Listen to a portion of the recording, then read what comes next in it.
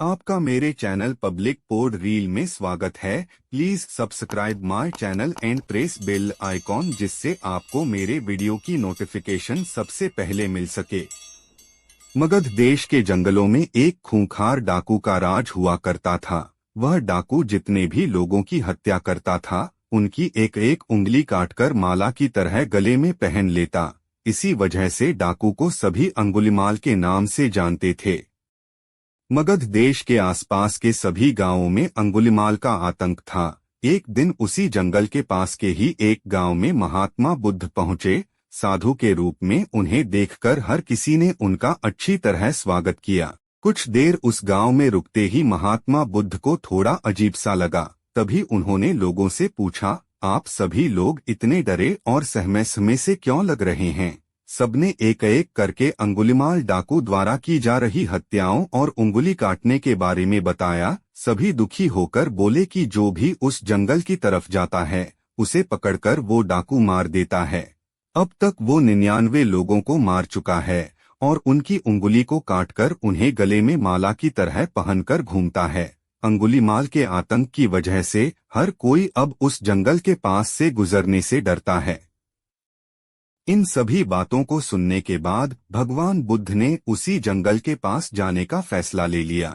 जैसे ही भगवान बुद्ध जंगल की ओर जाने लगे तो लोगों ने कहा कि वहां जाना खतरनाक हो सकता है। वो डाकू किसी को भी नहीं छोड़ता। आप बिना जंगल गए ही हमें किसी तरह से उस डाकू से छुटकारा दिला दीजिए।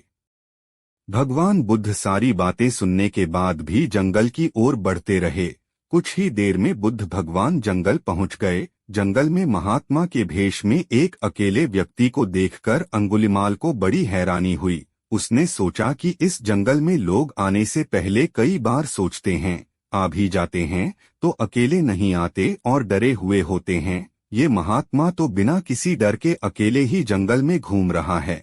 अंगुलिमाल के मन में हुआ कि अभी इसे भी खत्म करके इसकी उंगली काट लेता हूँ।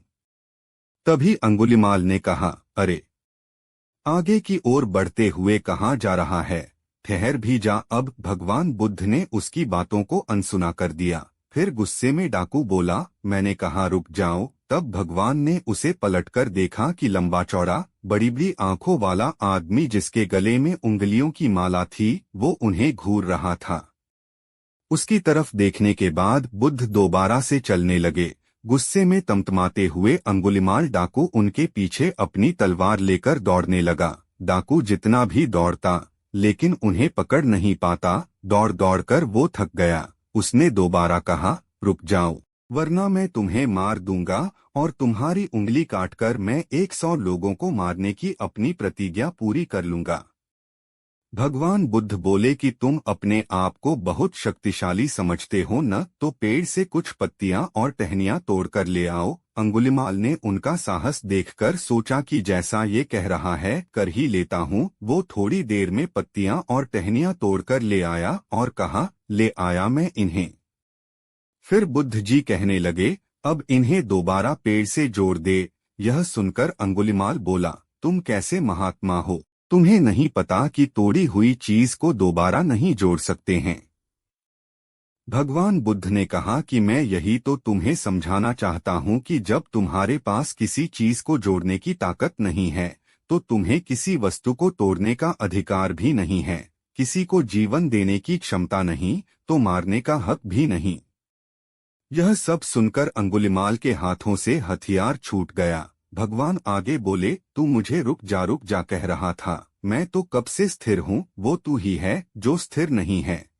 अंगुलिमाल बोला, मैं तो एक जगह पर खड़ा हूँ तो कैसे अस्थिर हुआ और आप तब से चल रहे हैं? बुद्ध भगवान बोले, मैं लोगों को क्षमा करके स्थिर हूँ और तू हर किसी के पीछे उसकी हत्या करते हुए भागने की वजह से अस्थिर है।